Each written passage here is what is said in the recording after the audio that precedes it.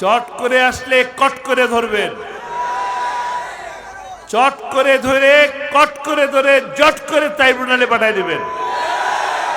যে ট্রাইব্যুনালে আল্লামা সাঈদীকে প্রতিটি দিন এইভাবে কোরআন বুকে নিয়ে প্রিজন ভ্যানে রোদে বৃষ্টিতে দাঁড়িয়ে থেকে নিয়ে এসেছেন, সেই ট্রাইব্যুনালেই আপনাকে বিচার করা হবে। 28শে ফেব্রুয়ারির বিচার হবে, 25শে ফেব্রুয়ারির বিচার হবে, 5ই মের বিচার হবে, প্রতিটি আরে মোলামার হত্যার বিচার হবে। মানুষের জীবনের বিনিময়ে দেশ স্বাধীন হয়েছে। 71-এ যেমন জীবন দিয়ে দেশ স্বাধীন হয়েছে, একইভাবে 16ই আগস্ট থেকে 16ই জুলাই থেকে 5ই আগস্ট পর্যন্ত 2000 মানুষের জীবনের বিনিময়, আমাদের কলিজার টুকটা, আমাদের কলিজার টুকরা সন্তান সমতুল্য ছাত্র জনতার জীবনের বিনিময়ে এই দেশ স্বাধীন হয়েছে। বারবার আমরা যুদ্ধে যেতে রাজি না, বারবার আমরা জীবন দিতে রাজি না। এই বিজয় আমরা রক্ষা করব ইনশাআল্লাহ। এই বিজয় আমাদেরকে কাঙ্ক্ষিত বিজয়ের লক্ষ্যে নিয়ে যেতে হবে। যে মানুষগুলি হাসি মুখে ফাঁসির রশি গলায় নিলেন, তারাও কিন্তু কোরআনের পাখি ছিলেন, তারাও কোরআনের দাওয়াত মানুষের কাছে দিয়েছেন। শুধু কোরআনের দাওয়াত দেওয়ার জন্য, কোরআনের রাজকে প্রতিষ্ঠা করার জন্য তারা ফাঁসির মঞ্চে গেছেন। যদি তারা 71-এর লুটেরাই হবেন, ছোট্ট একটা প্রশ্ন, যদি তারা 71-এর লুটেরা হবেন, যদি তারা 71-এ ধর্ষক হবেন, যদি তারা 71-এ মানুষের বাড়িতে আগুন দিয়ে থাকে, হত্যা করে থাকে, তাহলে 72-এর পর থেকে তারা কেন ধর্ষণ করতে পারল না? তারা কেন 2001 সাল থেকে 2006 সাল পর্যন্ত মন্ত্রী হওয়ার পরেও 1 টাকার দুর্নীতির মধ্যে যেতে পারলেন না? তাদের আগের যে ঘর, টিনের ঘর, 5 বছর ক্ষমতায় থাকার পরেও তাদের সেই টিনের ঘরই রয়ে গেল। কেন তাদের মালয়েশিয়ায়, কানাডায় বেগম পাড়া হলো না? পরীক্ষার হলে বসে যদি পরীক্ষা দিতে না পারি, ফেল করি, যদি ভালো রেজাল্ট না করি, ম্যাট্রিক পরীক্ষা দিলাম, ফেল করলাম, পরীক্ষা আরেকবার দেওয়ার সুযোগ আছে? আছে, আছে কিনা বলেন না কেন? আছে, আছে। কিন্তু যদি এই দুনিয়ার এই কাজগুলো, ভালো কাজগুলো, আল্লাহর হুকুমগুলো যদি না মানি, আখেরাতে যায় যদি বিচারের দিনে পৌঁছাই, তাহলে কি আমি আরেকবার পরীক্ষা দেওয়ার জন্য দুনিয়ায় আসতে পারবো? পারবো? পারবো না। আমাদের এই জিনিসটা কি জানেন কিনা, যে আমাদের সকলকে দুনিয়া থেকে চলে যেতে হবে? জানি আমরা সকলেই জানি। আল্লাহ তাআলা কি বলছেন? কুল্লু নাফসিন যায়িকাতুল মাউত, প্রত্যেকটি প্রাণীর মৃত্যুর স্বাদ গ্রহণ করতে হবে। প্রতিটি ব্যক্তিকেই প্রশ্নের সম্মুখীন হতে হবে। মারা যাব, কবরে যাব, প্রশ্ন হবে মান রব্বুকা, হবে? সবাই জানি, কথা বলেন, জানি। আচ্ছা, এই দেশে যখন পরীক্ষা হয়, পরীক্ষার প্রশ্নপত্র ফাঁস হয়ে গেলে কি হয়? ওই পরীক্ষা স্থগিত হয়। আবার যে পরীক্ষা যদি ফাঁস হওয়ার পরে, প্রশ্ন ফাঁস হওয়ার পরে যদি মানুষ জানাজানি না হয়, আর ফাঁস করা প্রশ্নের যদি আমি সঠিকভাবে উত্তর দিতে পারি, তাহলে তার রেজাল্ট ভালো হয় না? তা আল্লাহ তো আমাদের প্রতি অনেক দয়া করেছেন, মায়া করেছেন, করুণা করেছেন, যে সমস্ত প্রশ্নই আউট করে দিছেন কিনা? তাহলে আমরা সেই অনুযায়ী জীবনটা চালাতে পারতেছি কিনা? আজকে যদি আমি আমার সেই প্রশ্ন, জানা প্রশ্নগুলো, আল্লাহর রেখে দেওয়া প্রশ্ন মানুষের কাছে, এই প্রশ্নই উত্তর দিতে হবে। তোমার রবকে, তোমার দিন কি, তোমার নবীকে জিজ্ঞেস করা হবে কিনা? আমি যদি চিনি আমার নবীকে, তাহলে কি আমি উত্তর দিতে পারবো? তাহলে আমার কি, কোথায় যাব? আমার যাওয়ার ইচ্ছা কোথায়? জান্নাতে। তাহলে কি আমি জান্নাতে যেতে পারবো? ইনশাআল্লাহ। তাহলে আমাদের এই প্রশ্নগুলো জানা দরকার, প্রশ্ন অনুযায়ী নিজের জীবনকে সাজানো দরকার। যদি আমার জীবনকে সাজাতে পারি তবেই আমি আমার এই জীবনে সফলতা পাবো এবং পরবর্তী আখিরাতের যে জীবন সেই জীবনেও সফলতা পাবো।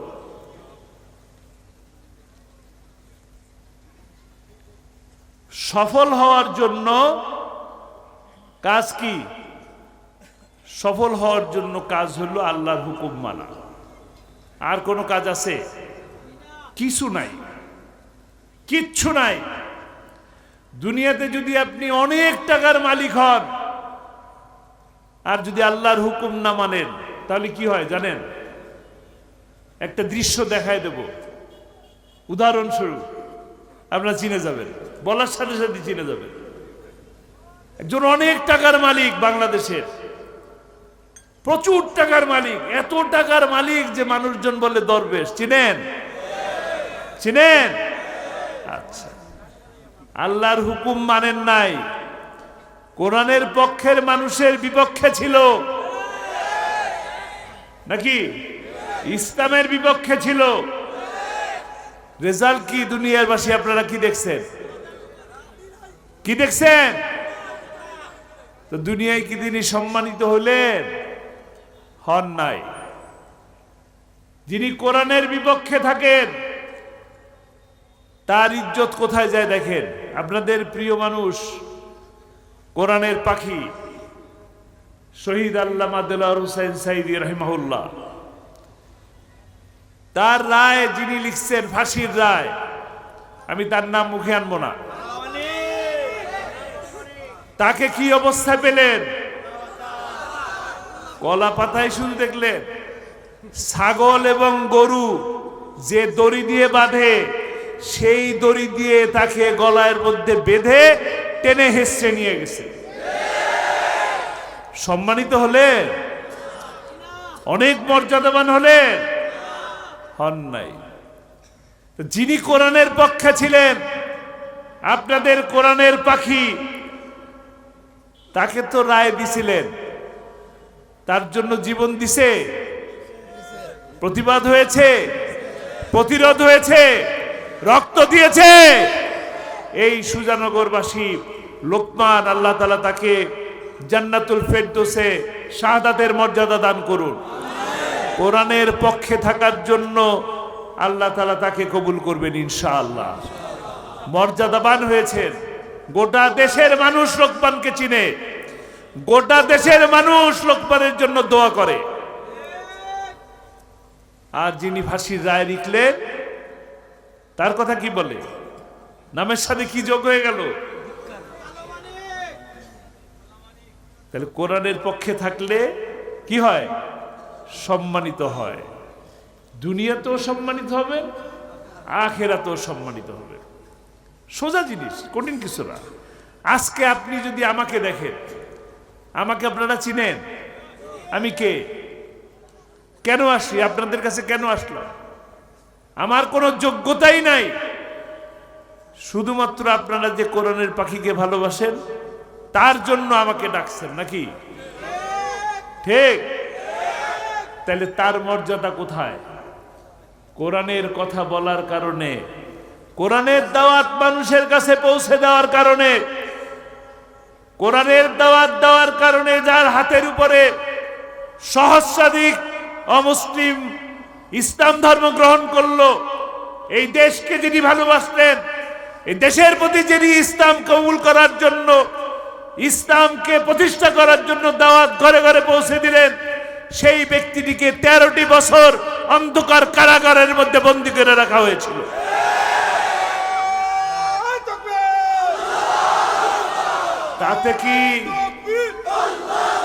তাতে কি তার মর্যাদা কমে গেছে না বেড়েছে?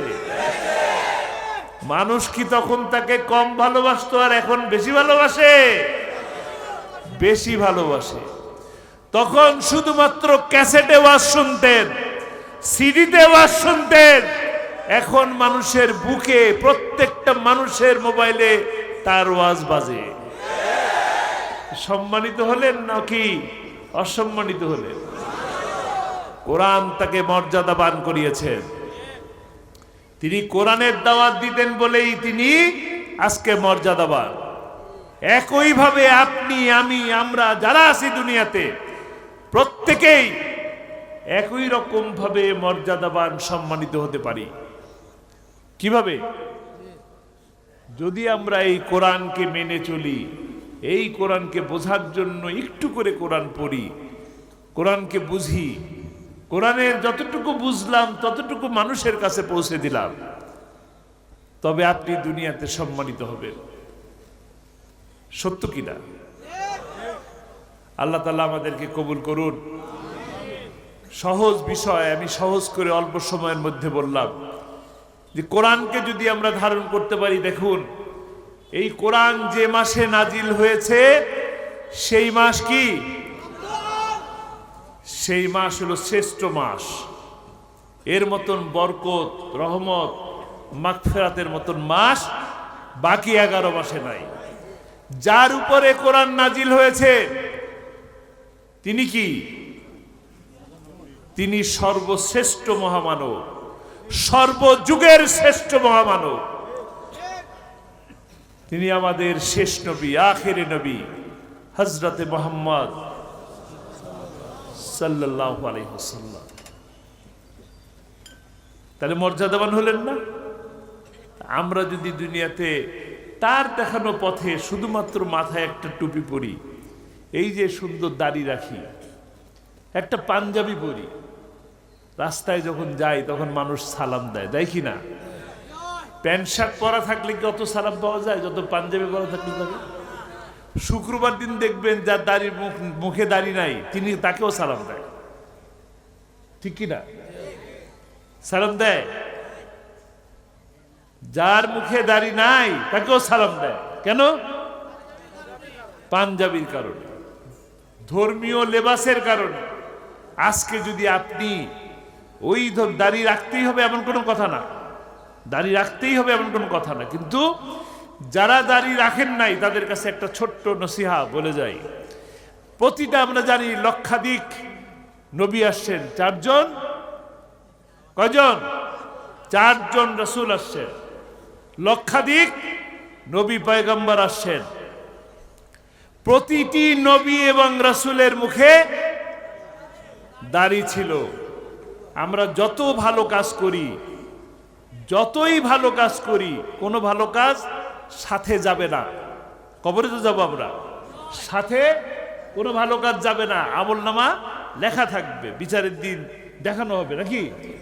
কিন্তু একমাত্র এই সুন্নত, সকল নবীর সুন্নত, এই দাড়ি আপনার মৃত্যুর সাথে সাথে সাথে যাবে, আর কোনো কিছু যাবে না। এত সুন্দর টুপি, এত সুন্দর পাঞ্জাবি, এত সুন্দর পায়জামা, কোনো কিছুই যাবে না, যাবে শুধু দাড়ি। এই কারণে আলেম ওলামা যারা আছেন তারা বলেন যে মুখে দাড়ি রাখেন। আমি একদম গোপন কথাটা ফাঁস করে দিলাম। আপনারা যে হাসাহাসি করতেছেন এখন এখানে বসে, হাসাহাসি করবেন না, সম্মান করুন, কারো কোনো ব্যক্তিগত বিষয় নিয়ে কথা বলবেন না, ঠিক আছে? আচ্ছা, এখন কথা হলো যে আমরা দুনিয়াতে যদি সম্মানিত হতে চাই তাহলে আমরা কোরআনকে বুঝতে হবে, কোরআন অনুযায়ী জীবনকে গঠন করতে হবে। আপনাদের প্রিয় কোরআনের পাখি, তাকে কি আপনারা ভালোবাসেন? কিরকম ভালোবাসেন? লোক এখন আর কেমন জীবন দিবেন? এখনো জীবন দেওয়ার জন্য যদি রাজি থাকেন তাহলে একটা কথা আছে। কথা হলো যে 28শে ফেব্রুয়ারিতে যখন তার বিরুদ্ধে ফাঁসির রায় লেখা হলো, তখন গোটা বাংলাদেশ উত্তাল হয়ে উঠল প্রতিবাদে। অনেক মানুষ জীবন দিছে। আল্লাহ সকলের জীবনকে শাহাদাতের মর্যাদায় ভূষিত করুক, সম্মানিত করুক। সবার জন্য দোয়া। এ পর্যন্ত এই জালিমদের হাতে যত জীবন গেছে সকলকে আল্লাহ তাআলা জান্নাতে নসিব করুন। লোকমানের কথা বললাম তো, যারা জীবন দিছেন তাদের সকলকে আল্লাহ তাআলা শহীদের মর্যাদা দান করুন। সেই সাথে বলতে চাই, কোরআনের পাখিকে যে ভালোবাসেন, কোরআনের পাখি একটা কথা বলতেন, শাহাদাতের তো তামান্না করতেন মাহফিলের মধ্যে, আল্লাহ যেন আমার মৃত্যুটা শহীদি মৃত্যু দান করে। কিন্তু সেই সাথে আরেকটা কথা বলতেন, আমার মৃত্যু কোরআনের রাজ প্রতিষ্ঠা হয়েছে এমন দৃশ্য দেখে যেন আমার মৃত্যু হয়। বলতে কিনা বলতেন। তিনি দুনিয়া থেকে চলে গেছেন, তার এই স্বপ্ন বাস্তবায়ন করার দায়িত্ব কার? কার? কিভাবে আপনারা এই দায়িত্ব পালন করবেন? কিভাবে এই দায়িত্ব পালন করবেন? আজকে যে এই সুন্দর পরিবেশের মধ্যে আছেন, ভালো আছি বললেন, এরকম ভালো কি আগামীতে থাকতে চান? ভালো থাকতে হলে কি করতে হবে? মাশাআল্লাহ, কোরআনের রাজ প্রতিষ্ঠা করতে হবে। এক কথা, আল্লাহর আইন আর সৎ লোকের শাসন প্রতিষ্ঠা করতে হবে। আল্লাহর আইন এবং সৎ লোকের শাসন প্রতিষ্ঠা করার লক্ষ্যে আগামীতে যে নির্বাচন আসবে, ইউনিয়ন পরিষদের নির্বাচন, চেয়ারম্যান এবং মেম্বার, আগামীতে যে উপজেলা নির্বাচন আসবে সেখানে চেয়ারম্যান, ভাইস চেয়ারম্যান, পৌরসভার নির্বাচনে পৌর মেয়র এবং কাউন্সিলরগণ, এবং সর্বশেষ জাতীয় সংসদ যে নির্বাচন আসবে সেই সংসদে পাঠাবেন কাকে? কোরআনের পক্ষের মানুষকে। একজন মসজিদের ইমাম নির্বাচিত করার সময়, একজন মসজিদের ইমামকে নিয়োগ দেওয়ার সময় যদি আপনারা ইমামের মাথায় টুপি আছে কিনা, মুখে দাড়ি আছে কিনা, লম্বা পাঞ্জাবি পরে কিনা, টাকনুর উপরে পায়জামা পরে কিনা, শুদ্ধ তেলাওয়াত করে কিনা, বহু পর্দা করে কিনা, দুর্নীতির সাথে আছে কিনা, চুরি করে কিনা, এত কিছু লক্ষ্য করলে 5 বছর যার নেতৃত্বে চলবেন তিনি নামাজ পড়েন কিনা, মাদকের ব্যবসা করেন কিনা দেখবেন কিনা আপনারা? যদি না দেখেন তাহলে কি হয়? তাহলে হয় নির্বাচনের আগে এসে আমরা বলবো বাংলাদেশকে আপনাদের সিঙ্গাপুর বানায় দেব, মালয়েশিয়া বানায় দেবো, আমাদেরকে ভোট দেন। তারপরে কি হয়? কানাডায় বেগম পাড়া হয়। আপনারা কি কানাডায় বেগম পাড়ার লোকদের ভোট দিবেন? কোরআনের পক্ষে ভোট দিবেন। যারা শেয়ার বাজার লুট করে, বাংলাদেশ ব্যাংক ডাকাতি করে, যারা চিকিৎসা খাতকে ধ্বংস করে, বিচার বিভাগকে ধ্বংস করে, এমন কোন লোককে ভোট সাক্ষী দেয়, সাক্ষী অপহরণ করে, এমন লোককে ভোট দেব না। ভোট দেবেন কাকে?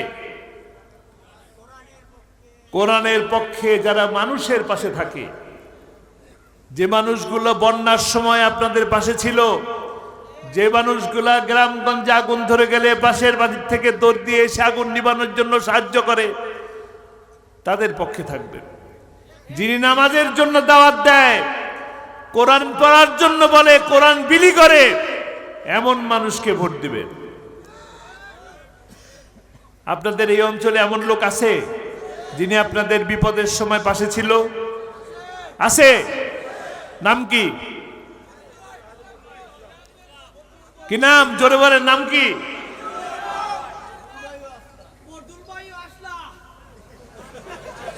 আসলা কোন জায়গায়? উপজেলায়? ইউনিয়ন? এই দেখেন, দেখছেন? ও এনারাও আসছিলেন, মাশাআল্লাহ, আলহামদুলিল্লাহ। আমি অনেক সৌভাগ্যবান, সব জনপ্রতিনিধিদের সাথে আছি, আলহামদুলিল্লাহ। তো কোরআনের পক্ষে থাকবেন, ওনারা কোরআনের পক্ষে আছেন, কোরআনের পক্ষে থাকবেন। আমি তো জানি আমাদের এই এলাকায় আমার এক প্রিয় ভাই আছে, কি? এই তো আমার খুব পছন্দের মানুষ, আমার বন্ধু মানুষ, দীর্ঘ অনেক বছর একসাথে পথ চলেছি। নেতা কি আছে? নেতার নাম কি? আগামীতে আমরা আমিন ভাইয়ের পাশে থাকবো ইনশাআল্লাহ। যে পার্লামেন্টে 1996 সালের 12ই জুনের নির্বাচনের পর প্রথম আপনাদের কোরআনের পাখি আল্লামা সাঈদী সংসদে প্রবেশ করলেন, সভাকক্ষে প্রবেশ করে দেখলেন সংসদ সদস্যরা স্পিকারকে মাথা ঝুঁকিয়ে, মাথা নত করে প্রবেশ করতেছেন, আবার বের হওয়ার সময় মাথা নিচু করে বের হচ্ছে। এই দৃশ্য দেখার পরে আল্লামা সাঈদী কি করলেন? পরের দিন বিল উত্থাপন করলেন, মুসলমানরা কারো কাছে মাথা নত করতে পারে না। সালামের রীতি চালু হলো, সংসদে প্রবেশ করার সময় সালাম দিয়ে ঢুকবেন এবং সংসদ থেকে বের হওয়ার সময় সালাম দিয়ে বের হবে। এই সওয়াব কি শুধু আল্লামা সাঈদীর হলো? যারা তাকে ভোট দিয়েছিলেন, যারা তাকে সহযোগিতা করেছিলেন, তারা সকলেই কিয়ামত পর্যন্ত যতদিন এই আইন থাকবে ততদিন এই সওয়াব তাদের নামে জারি থাকবে। আল্লাহ অনেক মেহেরবান, তার অসীম ভান্ডার, তিনি দিতেই থাকেন, দিতেই থাকেন। একটা গুনাহ করলে একটাই গুনাহ হয়, কিন্তু সওয়াব করলে দ্বিগুণ দ্বিগুণ বাড়তেই থাকে। আমরা ভালো কাজ বেশি বেশি করবো ইনশাআল্লাহ। এখন কোরআনের পাখিকে 13 বছর বন্দী করে রেখেই কিন্তু তারা ক্ষান্ত হন নাই। ক্ষান্ত হয়েছে? কোরআনের পাখিকে মিথ্যে কথা বলে, মিথ্যে তো মামলা, পৃথিবীর নিকৃষ্টতম মিথ্যা মামলা, সেই মিথ্যা মামলায় তাকে 13 বছর বন্দী রাখা হলো। 13 বছর বন্দী রেখে 13 বছরের মাথায় এসে যখন তারা বুঝতে পারলো যে আর ক্ষমতায় থাকা যাবে না, হয়তো কিছুদিনের মধ্যেই পালায়ে যেতে হবে, তখন তাকে চিকিৎসার নামে হাসপাতালে নিয়ে এসে ইনজেকশন পুশ করে তাকে হত্যা করা হয়েছে। আমরা অত্যন্ত সুন্দর মিষ্টি মধুর একটা হাসি দেখেছি, যে হাসি দেখে আমরা বুঝেছি যে 13 বছর যে জুলুম করেছো, যে নির্যাতন করেছো, এই নির্যাতন সাঈদী ভয় পায় না।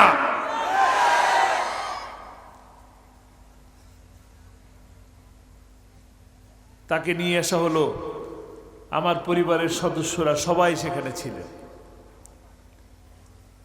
একটা সেকেন্ডের জন্য কেউ দেখা করতে দিল না।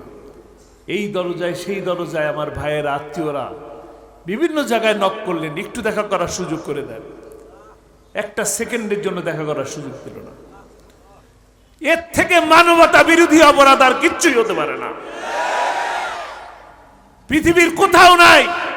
যত বড় অপরাধী হোক, যখন চিকিৎসার জন্য যায় তখন তার পরিবারের সাথে সাক্ষাৎ করার সুযোগ করে দেয়। আমরা তো জানতেই পারলাম না যে তিনি আসলে সুস্থ ছিলেন নাকি অসুস্থ ছিলেন। কি অপরাধ ছিল? কোরআনের দাওয়াত দেওয়াই কি অপরাধ? কোরআনের দাওয়াত দেওয়া যদি অপরাধ হয়, এই অপরাধে তো তিনি 1000 বার ফাঁসির মঞ্চে যেতে রাজি ছিলেন। আবরারের কথা মনে আছে আপনাদের?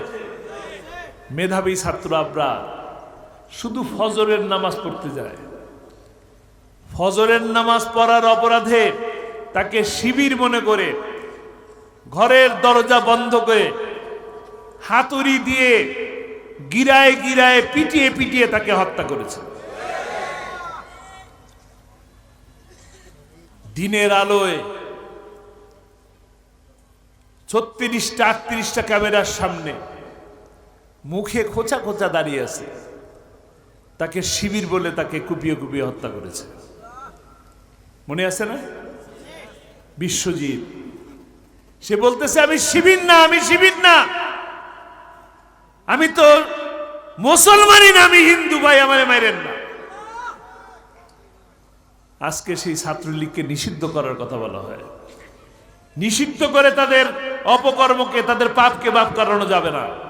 প্রতিটি খুনের বিচার এই বাংলার মাটিতে হবে, প্রতিটি হত্যার বিচার এই বাংলার মাটিতে হবে।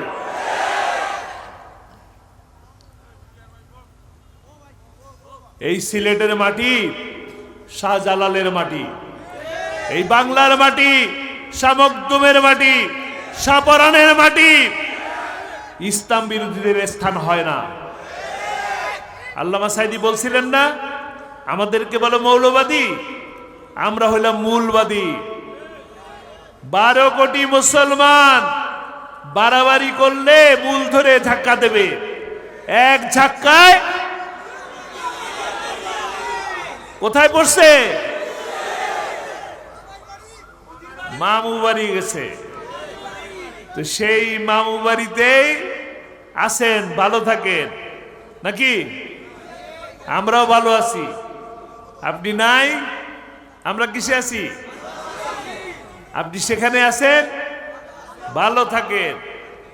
আবার চট করে চলে আসবে। চট করে কি আসবে? চট করে আসলে কি করবেন? চট করে আসলে কট করে ধরবেন,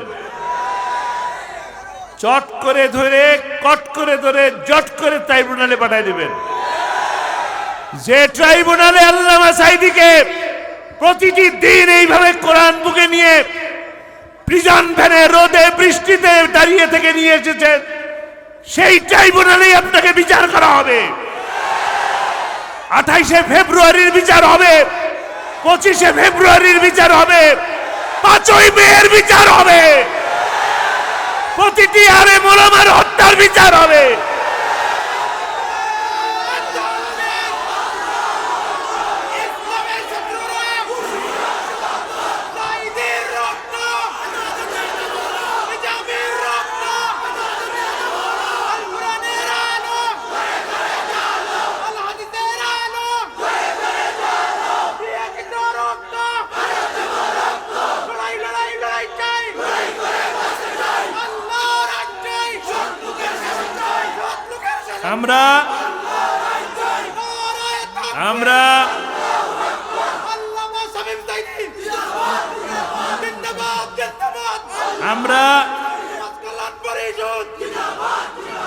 আমরা শান্তিময় পরিবেশ চাই,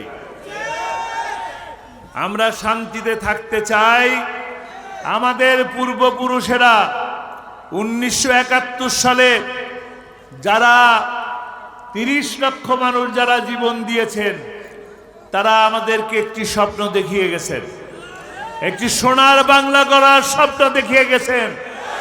আমরা সেই সোনার বাংলা, সেই কল্যাণমুখী একটি রাষ্ট্র, ইনসাফ ভিত্তিক একটি রাষ্ট্র প্রতিষ্ঠা করতে চাই। কোন মানব রচিত সংবিধান মাধ্যমে শান্তি আসে না, আমরা কোরআনের সংবিধান দিয়ে এই রাষ্ট্র গঠন করতে চাই।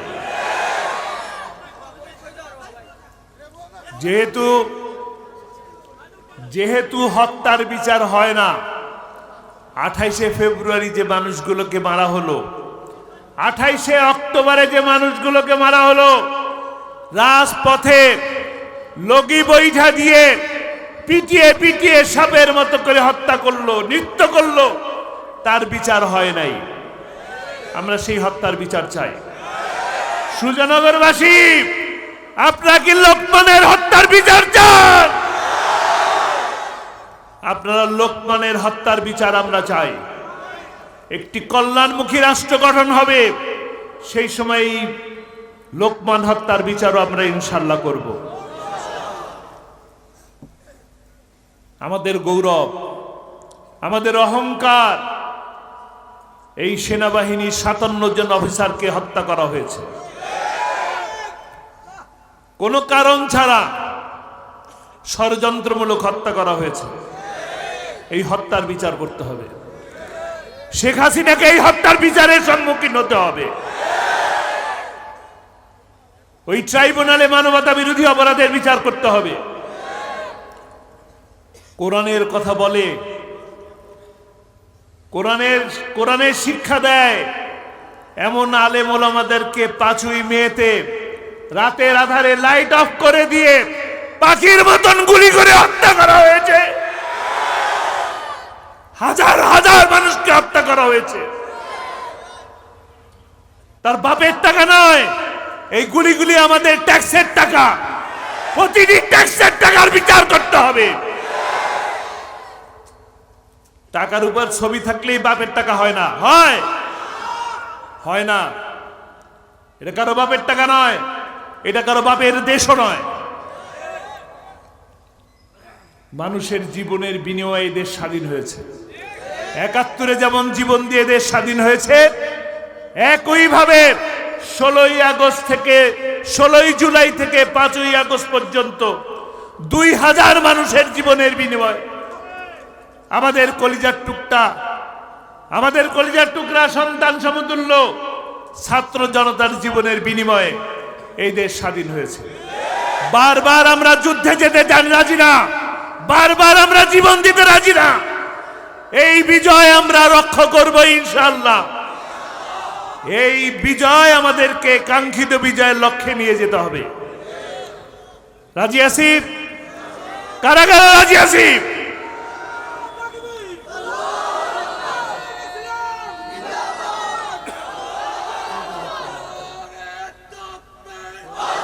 আপনি বলতে থাকেন, যখন শেষ করবেন 10 মিনিট আগে টাইম দিবেন।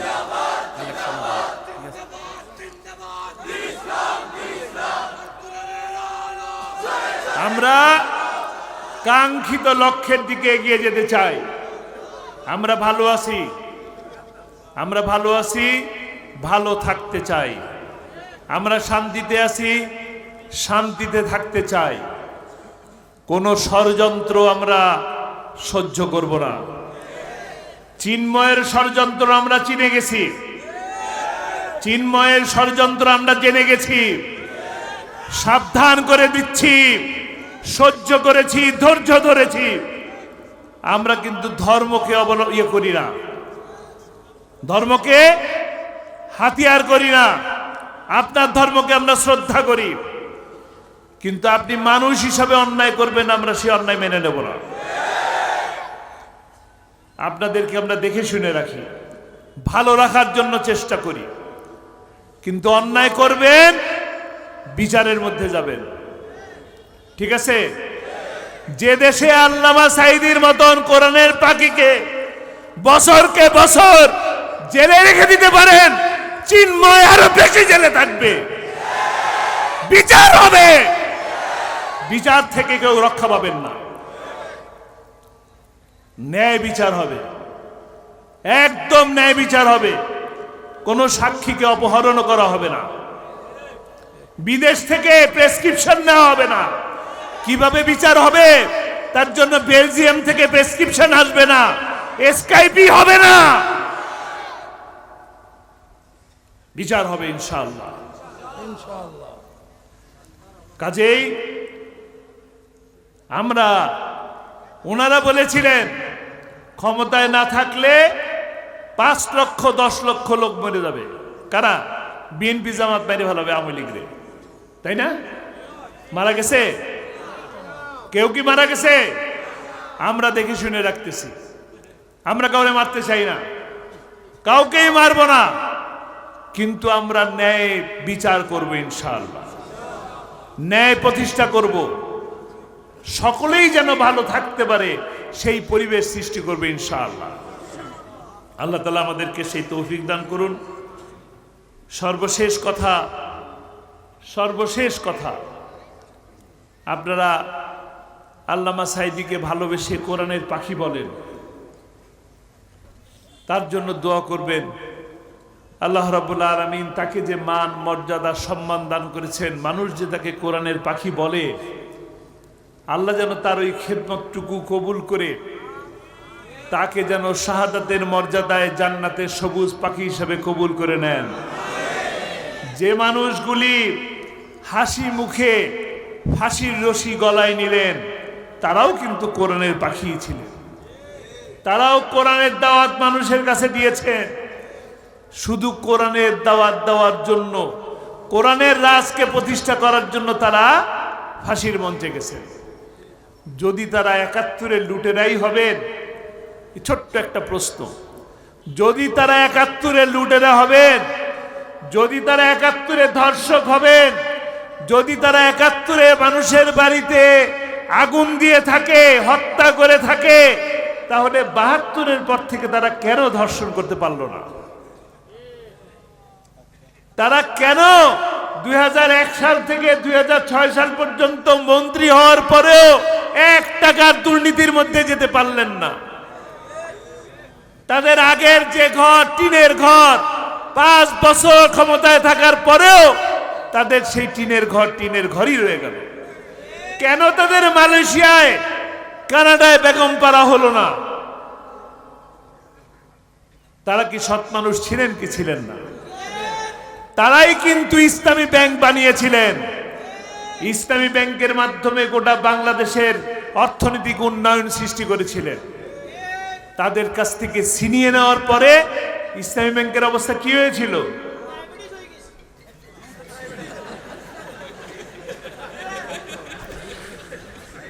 এখন কন্ট্রোলে আসছে। ডায়াবেটিক্স এখন কন্ট্রোলে আসছে, আলহামদুলিল্লাহ। কন্ট্রোলে আসছে কিনা?